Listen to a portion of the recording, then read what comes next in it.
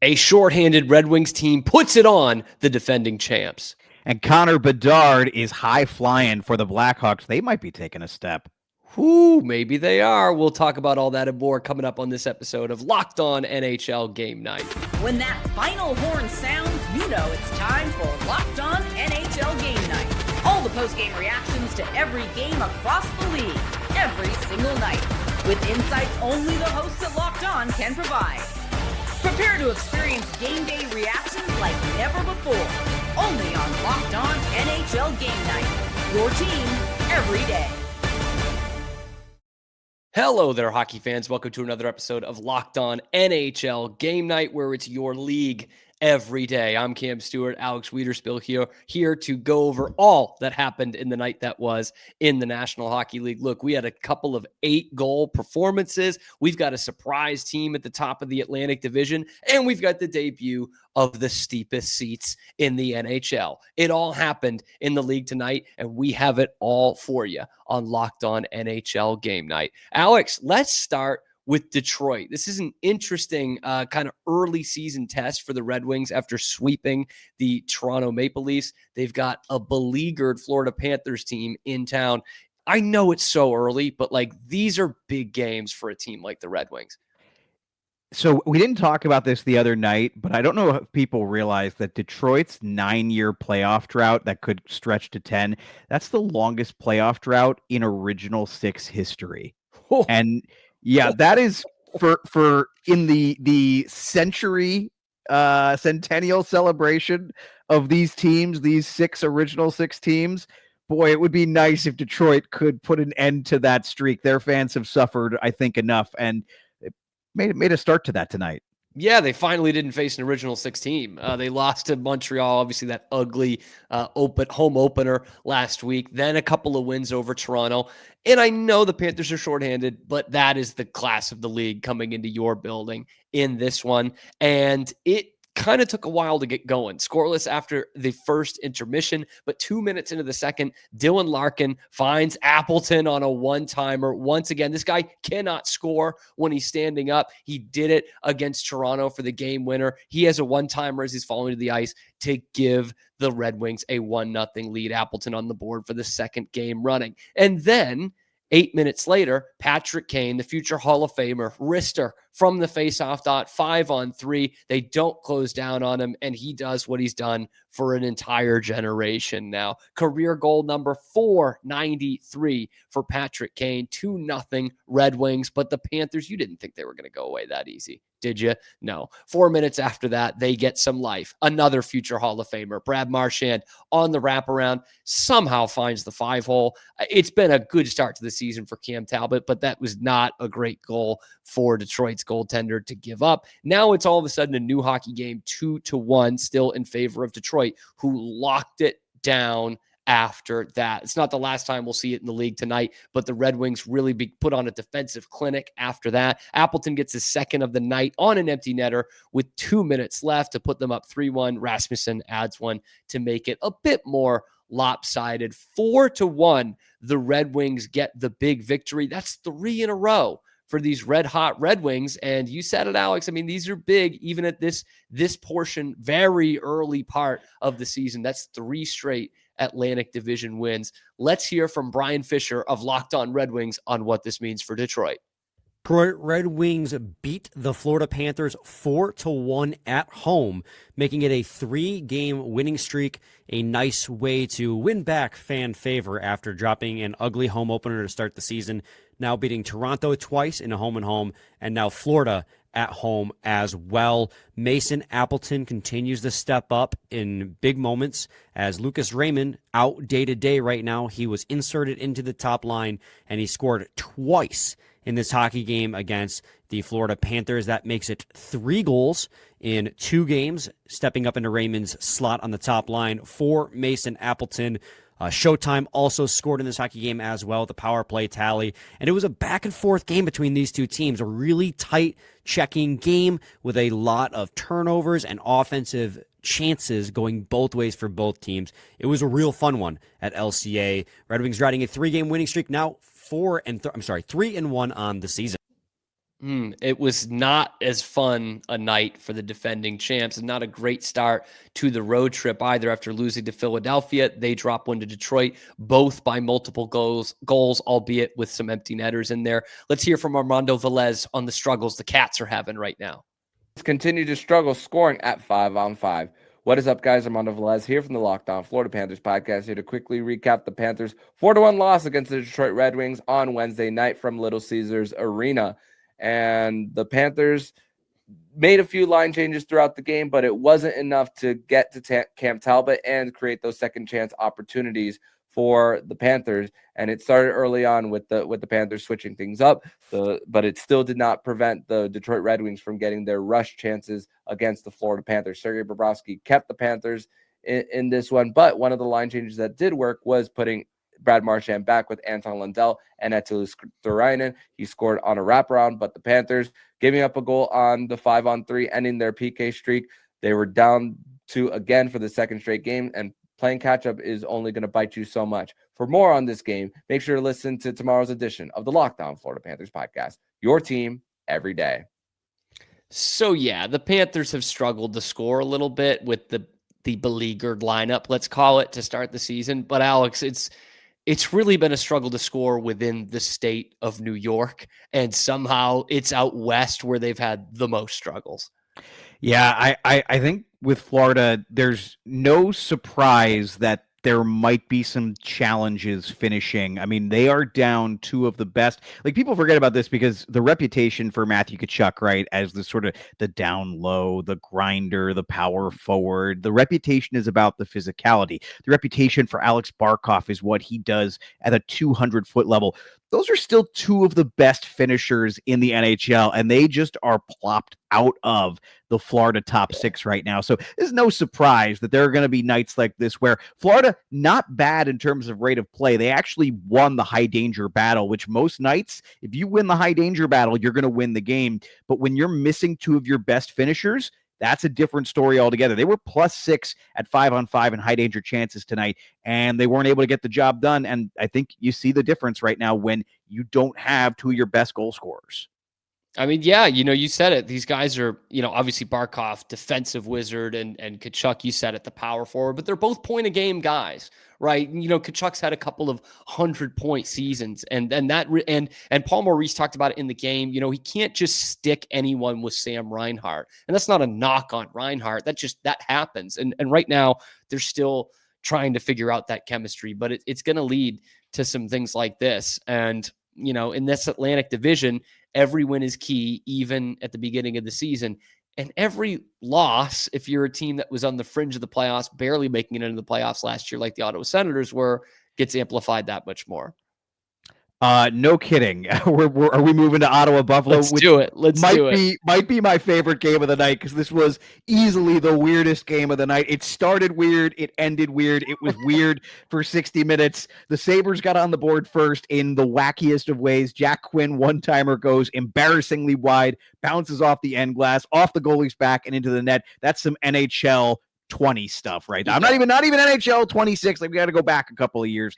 First power play goal of the season, by the way, for Buffalo. Hey, how about Buffalo having a lead? That was the team who, if I go back correctly, I believe they had trailed for more minutes than any team in the league going into tonight's game. But they've got a lead. It didn't last because Tim Stützle alone in front gets a redirection to tie it with 4 minutes left in the first. Early in the second, and Ottawa outshooting Buffalo at this point 19-4, gets another goal. Jake Sanderson puts it in the net. He's the only one who knows about it. Ultimately, it's challenged, ruled a goal, 2-1 Senators. And then, and I should rephrase, this is where it got to the point where it was 19-4.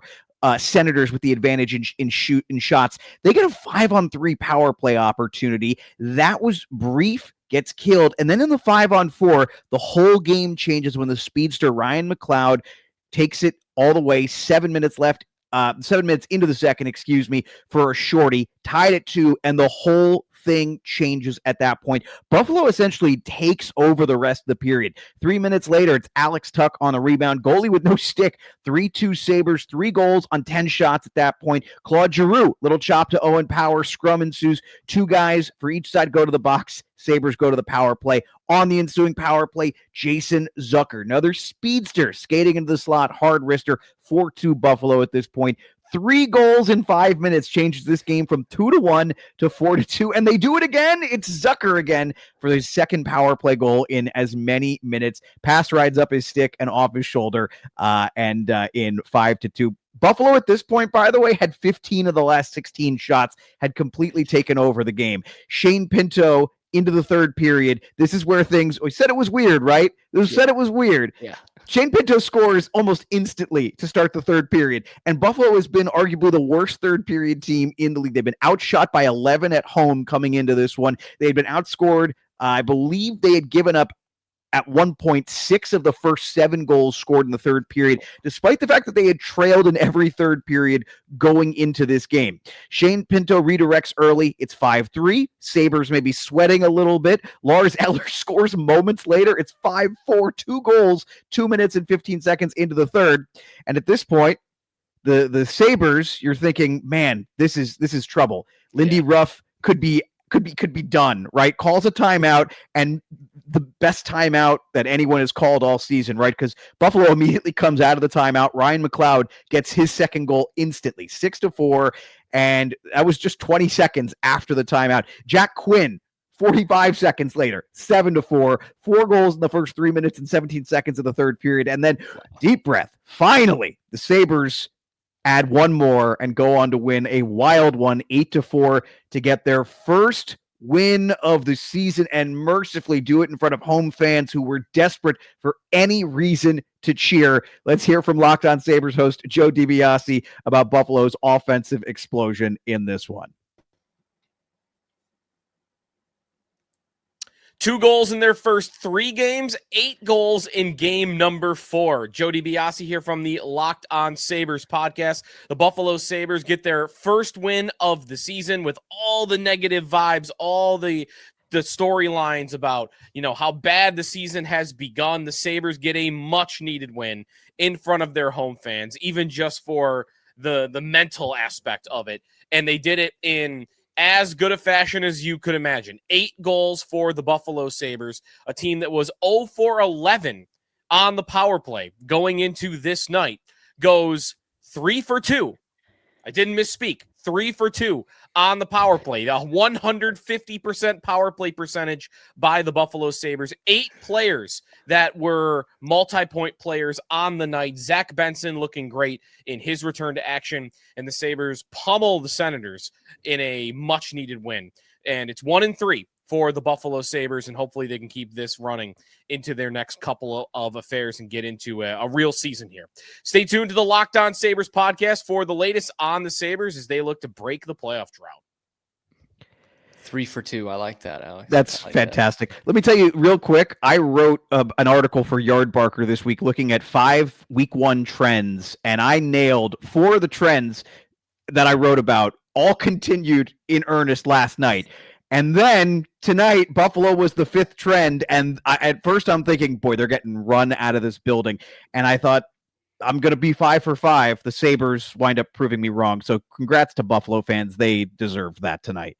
Hey, it's not quite 3-for-2, but 4 for 5 ain't bad, Alex. It's pretty good, right? 800 winning percentage. Okay, yeah. You can rest easy with that. And if you can try to believe this, Buffalo's 8-goal outburst was not the only 8-goal performance of the night. We're going to show you how Connor Bedard is proving a lot of haters wrong early in the season. He even had Biz Nasty on his side after this one. We'll tell you about it next on Locked On NHL Game Night. But first, we've got a word from our sponsors over at FanDuel. Y'all, the NFL season is here, and you don't want to miss out on this offer. Right now, new customers can bet just $5 and get $300 in bonus bets if you win. That's right. You pick a bet, you put down $5, and if it hits, you'll unlock $300 in bonus bets to use across the app. I love how FanDuel just gives me so many ways to play. I built parlays, I've tried player props, I've even followed the lines during the games while they're live. Whether you're a casual fan or diving into the stats, FanDuel makes the game day experience so much better. So let me ask you this. What are you waiting for? Visit FanDuel.com and download the FanDuel app today and get started. Once again, that is FanDuel.com. Download the FanDuel app today and let's get started. And let's send it out to St. Louis on Locked On NHL Game Night alongside Alex Wiederspiel. I'm Cam Stuart. We talk about a young Chicago Blackhawks team that is just ready to break out. We put that tentatively, Alex. What I mean by breakout is not be the worst team in the National Hockey League. And it felt like we saw a great glimpse of that young talent tonight. For what it's worth, there are a lot of folks who do not believe nights like tonight are going to be common. The Blackhawks are generally picked to be one of the bottom 2 or 3 teams by almost every major publication and outlet. Well, if they have more like tonight, they might be proving some folks wrong. How about this old-fashioned rivalry? Chicago, St. Louis, always good. And this is what I love. I love a little broadcaster jinx to start us off. 3 minutes into the game, Darren Pang is just waxing poetic about how good Joel Hofer is at playing the puck. He's the backup goalie for the Blues. And literally, just as he's saying that, he passes it right to Ilya Mikheyev in the slot. 3rd goal of the year already for Mikheyev, just puts it into an empty net, 1-0 Blackhawks. But a minute and a half after that, Soderblom makes a nice save while he's down for the Blackhawks, and Jake Neighbors gets the loose puck. Orders restored, right? Ties the game 1-1. Well, not exactly. Less than a minute after that, Louis Reichel scores probably the softest goal of the year. Oh, but Cam, you just said there was a terrible turnover in the slot. I'm not counting those. This was just a terrible, terrible goal for Hofer to give up in this one. It was no angle shot. Puck is barely off the ice. It somehow gets under the paddle and under the pad, and it's 2-1 Blackhawks. Hofer's really rattled at this point. Not very good. But here come the Blues again. Dylan Holloway forcing a nice neutral zone turnover, scores on the ensuing rush. It's 2-2 with under 5 minutes to go in the period. We've got some big hits. We've got some scrums going. And at the end of one, we're no closer to having a winner. It's 2-2 in a very entertaining first period. The second period is where this thing gets out of hand. Lucas Reichel gets his 2nd goal of the game, deflects an Alex Vlasic shot, making it 3-2. 3 minutes later, Frankie Nazar charges hard to the net and scores, bumps the goalie on his way in, and Jake Neighbors takes some exception to that, puts him in a headlock, and then all hell breaks loose. By the way, Nazar kind of drifts away from the scrum so that he can celebrate all by himself. It was like a scene from Slapshot. Before we get on to the rest of this, Alex, to me, that wasn't dirty. That was a fast guy going into the goalie as he's scoring a goal. Am I wrong there? No, you've seen it, and it's, especially with young guys who don't always have the easiest time throwing on the brakes when they do that. We've seen that before. By the way, it really reminded me of, if you've seen Ted Lasso, Jamie Tart celebrating and then just pointing to the back of his jersey and going, me. That was the vibe I got from Frankie Nazar as the chaos is all around him. It was a great celebration. And it kind of sparked the rest of the Chicago Blackhawks in this game, because 12 minutes left in the second, the Blues are down 4-2, and Jim Montgomery's getting desperate because he's thinking, look, we've got plenty of time left in this game. It's only 2. We're not even halfway through the period, or through the game, excuse me. And he pulls Hofer, puts in Jordan Binnington after Hofer gives up 4 goals on 14 shots. But it really doesn't matter much. Jason Dickinson, a knuckler short side on the 2nd shot on Binnington. It's 5-2 Blackhawks, and then the floodgates are really opening at that point. Ryan Donato gets one early in the 3rd. That makes it 6-2. It's the 3rd assist of the night for Alex Vlasic. And then Bedard gets going. Beautiful pass to Teuvo Teravainen, one-timer. I think it hits off Bertuzzi and in to make it 7-2. And then a bit of a harmless wrister that goes in, makes it 7-3. Not even a celebration from St. Louis, but the Blackhawks respond immediately after that. Bedsy gets his 3rd assist of the night, carries it in, gets the secondary assist because it's Ryan Green who scores off an odd deflection. It's his first NHL goal. Alex, what a night for the Boston University Terriers. I knew it. Three assists for Alex it. Vlasic and Ryan Green's first career goal, the former BU Terrier captain, and a proud Newfie. It was the most goals in St. Louis for a Chicago Blackhawks team since 1990. You said it. You're probably right. There's not going to be a ton of nights like this for for Chicago. Probably not for St. Louis either. Probably not going to be a lot of nights like this for Chicago, an 8-3 victory. But all the good, promising hope that you have as a Blackhawks fan was on display in this game. Yeah, and I will tell you, there's really two options here. Like, I'm a big Blues believer, right? Like, I'm a big believer in Montgomery as the head coach. Like, I think they've got enough to actually win a playoff series this year, but not if they're going to have nights like this. Like, you look at some of the numbers, it's just woof. Robert Thomas on for 5 goals. Logan Mailloux was on for 4 goals, and every possession metric was a disaster. That trade is not looking particularly good to start the season. I liked the idea of it at the time, but so far Montreal dominating in the results for that one. This is not the type of game you're looking for if you're the St. Louis Blues. You cannot be giving up, not just giving up 8 goals, but this is a game where they got worse as the game went on, right? Like, they dominated. Like Chicago has some fluky goals in the first period, and St. Louis really fought back. If you look in the second and third period, they had a much harder time getting through a very young Chicago blue line, and you mentioned it. Alex Vlasic, great performance from him. And Vlasic, not typically known as a guy who's going to be picking apples from the tree. 3 of them tonight. Heck of a game for him. Just a good night for those Terriers. Big series this weekend for the number 1 ranked BU Terriers against the 3rd ranked Michigan State Spartans. But that's for a different show on a different day, hopefully. It was a party atmosphere in Utah. Can Calgary spoil the thing? We'll tell you about it next on Locked On NHL Game Night. But first, today's episode is also brought to you by our friends over at Game Time. And yes, that is how I'm getting to the Agganis Arena on Friday night to see BU against Michigan State. Hockey season is officially here, and nothing beats being in the arena for those opening games. Let's be real, though. Getting tickets can be a total headache. Between waiting in queues, surprise fees, and the prices that jump right before checkout, it's easy to get frustrated when all you want to do is just go and cheer on your team. But that's where Game Time comes in. It's the app that gives the advantage back to the fans. It's your ultimate life hack for scoring amazing NHL tickets fast, easy, and stress-free. I love the no hidden fees. I love the zone deals. They're a complete game changer. You just pick the section, Game Time picks your seats, and you save big. You can find NHL tickets for under $25 and have your great seats in minutes. Take the guesswork out of buying NHL tickets with Game Time. Download the Game Time app, create an account, use the code LOCKEDONNHL for $20 off your purchase. Now, terms do apply. That's code LOCKEDONNHL, LOCKEDONNHL for $20 off. Swipe, tap, ticket, go with Game Time. Back to it, 3rd period, Locked On NHL Game Night alongside Alex Wiederspiel. I am Cam Stuart. It was a bit of a party atmosphere in Utah. It's the first game in the new, less obstructed view arena out there in Salt Lake City. Steepest seats in the league, feeling fresh. New mascot, Alex. The only thing that was left for them to do was bounce back and cap it off with an actual victory.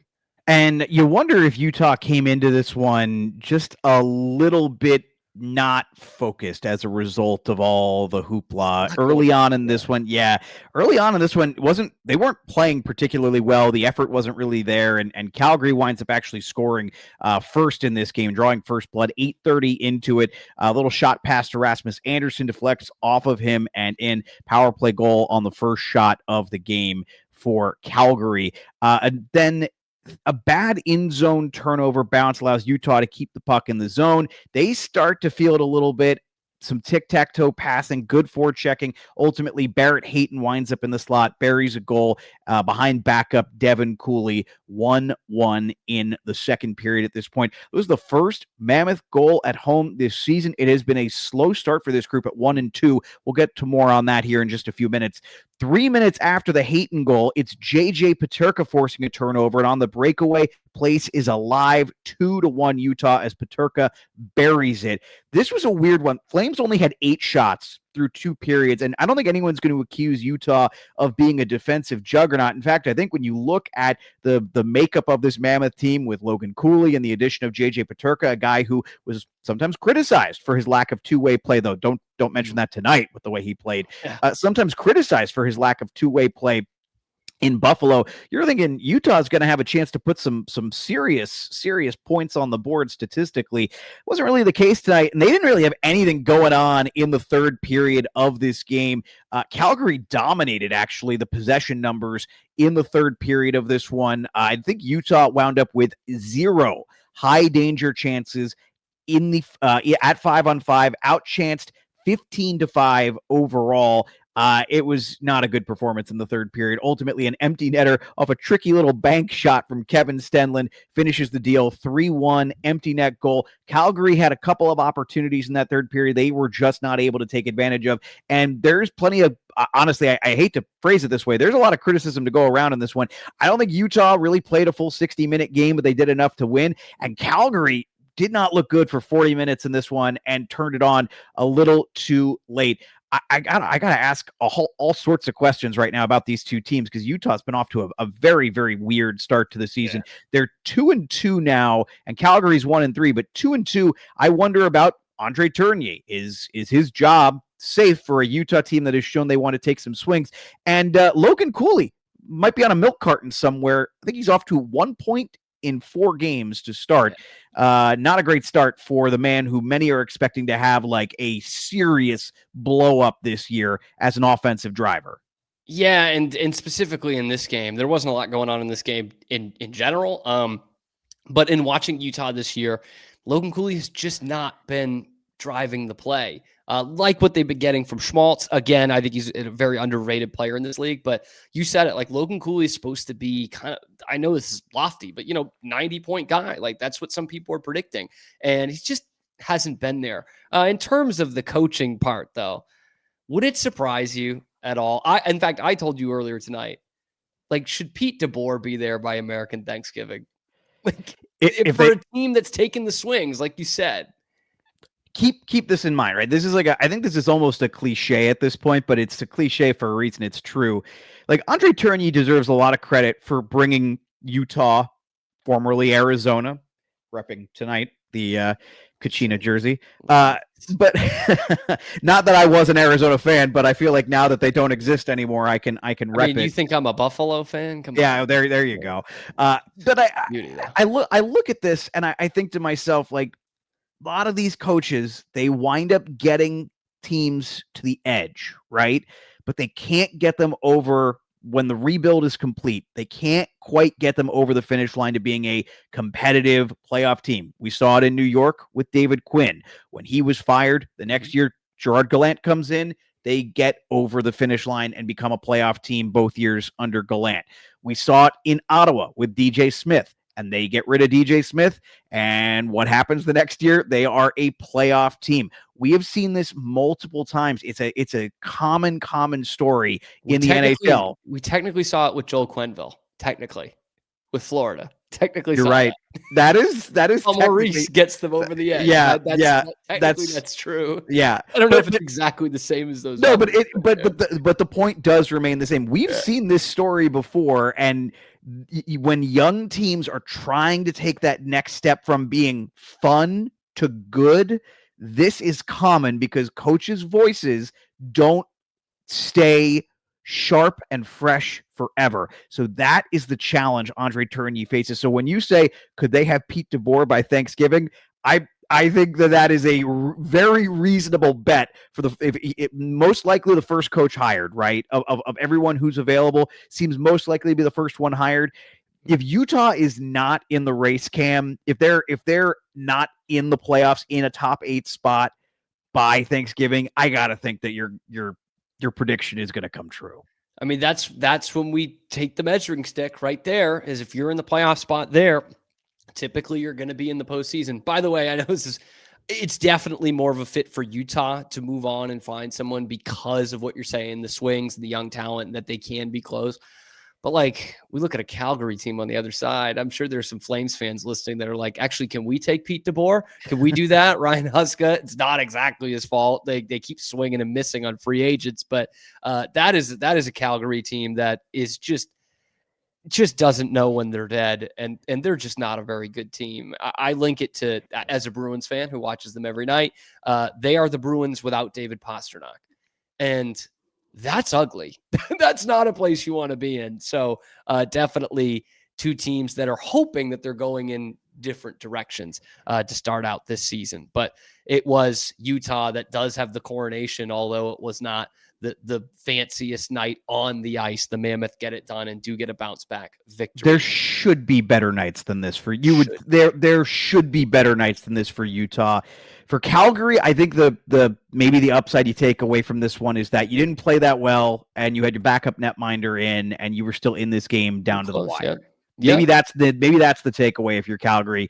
I will say, to your point, Dustin Wolf's got to play better than what he started out as. He didn't play in this one, obviously, but he's had a very slow start to this season, and Calgary is going nowhere without Dustin Wolf because, as you pointed out, the top-end talent's not really there. They've drafted pretty well, but the guys they've drafted are generally sort of these middle six, two-way types. They're high floor, low ceiling. The guy who was supposed to be Pasternak, Jonathan Huberdeau, is not going to be that guy.